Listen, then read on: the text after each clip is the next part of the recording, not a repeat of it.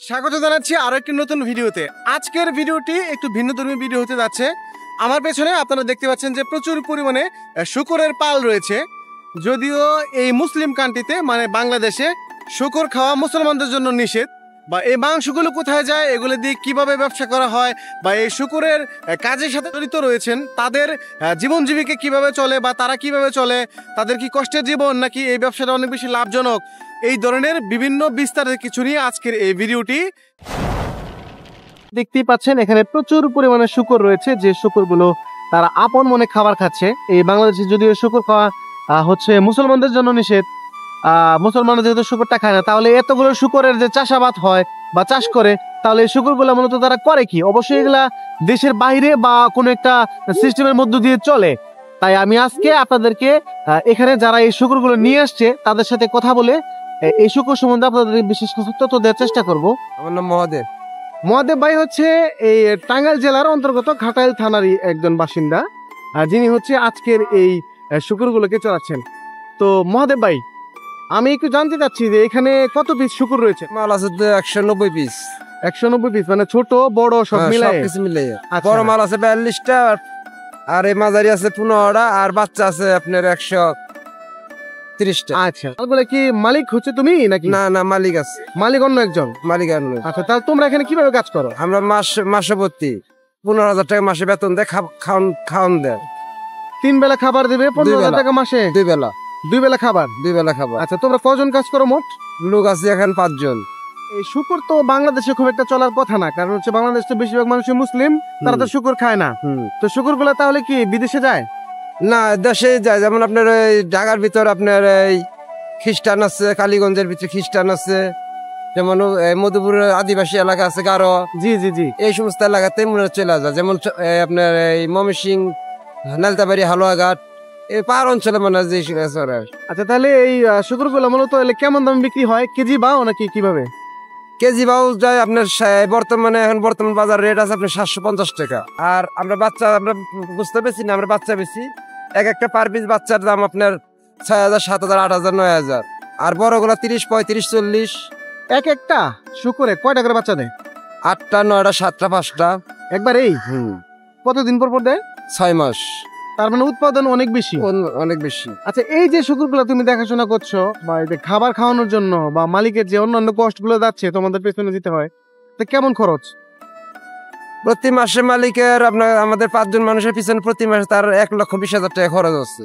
তো আমি আপনাদেরকে একটি জিনিস ক্লিয়ার করে দিতে চাই। এখানে তো অনেকগুলো বাচ্চা রয়েছে, তো আপনারা ভাবতে পারেন যে এখানে শুভ আর যে কোনোটা এসে খাবে, এটা কিন্তু পসিবল না। এখানে যে বাচ্চাটা হচ্ছে ও জন্ম দিছে, মানে ওর পেট থেকে হয়েছে, সেই বাচ্চাটাকে ও দুধ খাওয়াবে, অন্য কোনো বাচ্চাকে খাওয়াবে না। এটি দেখুন, এটি হচ্ছে একটি মাদি একটি শূকর, আর ওটা হচ্ছে পুরুষ শূকর। আচ্ছা দাদা, এই যে এইখানে যে পুরুষ শূকরটা রয়েছে, এই যে বড় যে শূকরটা রয়েছে, এটাতে কতগুলো মাংস হইতে পারে? 2.5 মণ। এটাতে 2 মণ 2.5 মণ মাংস হইতে পারে? এত ওজন এটা? এটাতে সাইজে খুব ছোট দেখা যায়। আর এই বাচ্চাটার ওজন 12 থেকে 13 কেজি ওজন আছে। এই বাচ্চা 12-13 কেজি ওজন আছে অলরেডি? তাহলে যদি এটা 700 টাকা কেজি হয়, 12-13 কেজি মানে তো অনেক দাম এটার। আমরা ছোট সময় বুঝছেন, যখন আমাদের এলাকায় শূকর নিয়ে আসতো, তখন আমরা কি করতাম, শূকর লাঠিতে বাইরিতাম। তখন আমরা ভাবতাম কি জানেন, যে শূকর বাইরেলে আমাদের শরীরের বিষ বেদনা ভালো হইব। মানে এটা অবশ্যই কুসংস্কার। আমি এই ভিডিওটির মাধ্যমে আপনাদেরকে আজকে ক্লিয়ার করে দিচ্ছি যে এটি কিন্তু কুসংস্কার। শূকরও একটা প্রাণী, ওরও একটা জীবন আছে, ওরও দুঃখ আছে, ওরও কষ্ট আছে, ওরও যেহেতু স্কিন আছে, তার মানে হচ্ছে ওরও দুঃখ আছে। ওকে যখন আপনি আঘাত করবেন তখন ও ব্যথা পায়।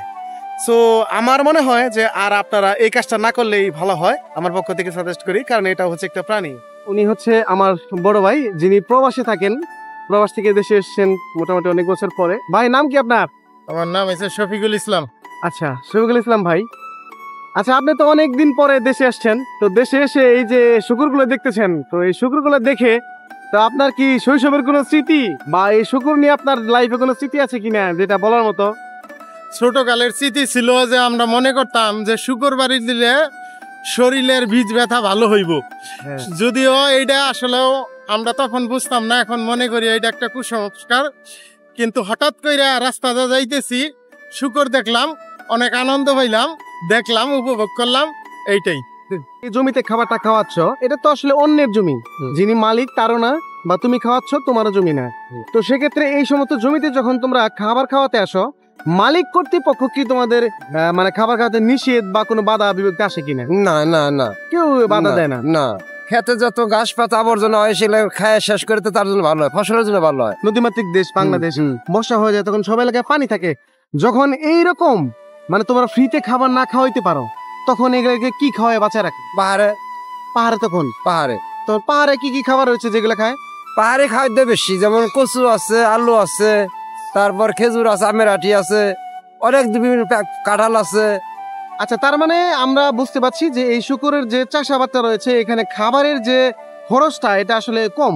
এটা মালিকের কোনো খরচ নাই। মানে এদের মূলত মেন খাবারটা কি? গেছু কচু কিছু কিছু আলু জাতীয় মাটির নিচে যেগুলো থাকে এই জাতীয়, তাই না? তো এই ধরনের খাবারগুলো খেয়ে এই শুকরগুলো কি অসুস্থ হয় না? অসুস্থ হঠাৎ করে হয়, মনে করেন যে যদি পেট ঠাপা ধরে তাই নেই, আচ্ছা, অসুস্থ হয়ে শুকর কি মারাও যায়? এরকম রেকর্ড আছে? মারা যায়। হ্যাঁ, মারাও যায় না? মারা যায়। তাতে কি এই ব্যবসায় তাতে মোটামুটি কিছু ঝুঁকি আছে? ঝুঁকি তো মোটামুটি ভালোই। ঝুঁকি আছে না? হ্যাঁ, এরকম কি কখনো হয়েছে যে অসুস্থ হয়ে অনেকগুলো মারা গেছে? এরকম হয়েছে? হয় কত কত সময় মারা যায়।